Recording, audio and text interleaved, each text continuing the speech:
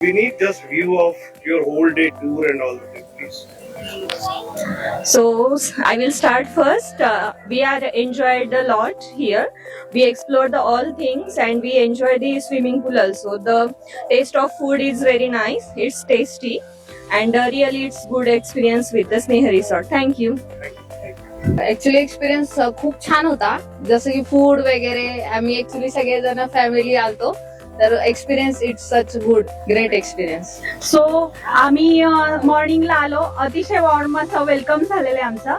आणि फूड तर एकदम बेस्ट फूड क्वालिटी आणि म्हणजे एकदम टेस्टी.